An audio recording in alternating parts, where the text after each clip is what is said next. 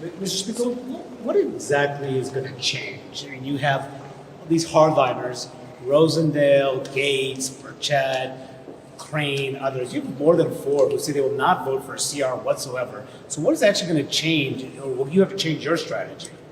Well, something's got to change.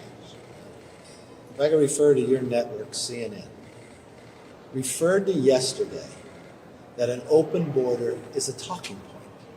Well, we just set a new record of 11,000 people came across illegally. The record was just Friday, a few days before, of 10,000. I'm not sure how you continue to report when you see what's going on across this nation. To continue to fund the government to secure the border, I think members should be able to be for that.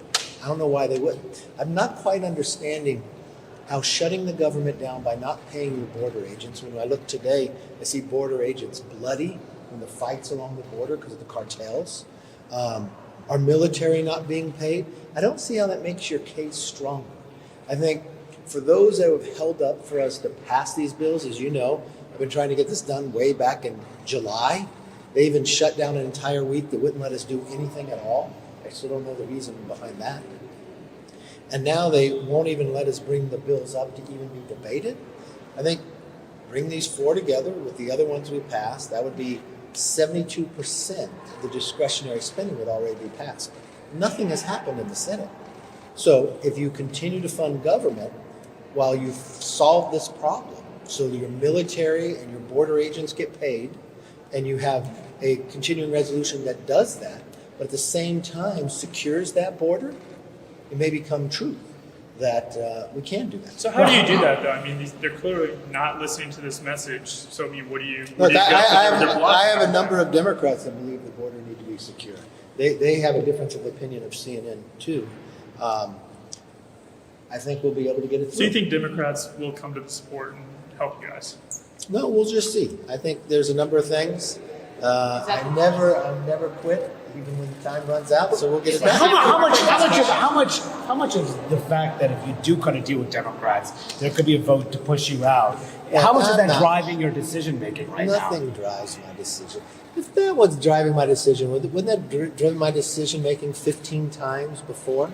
But you could have cut a deal with Democrats, and that could be the end of it. Did I cut a deal then? No, Did I cut a deal then? When I went 15 rounds? No, I'm talking about right now. Okay, but let me explain something to you. I'm no different than I was then or before. My whole focus, what's in my mind, what drives me, is the American people. And right now what I see is a border that's wide open, the fentanyl coming across, killing and poisoning 300 Americans every single day, and administration will do nothing about it. A policy by the administration that keeps energy prices high.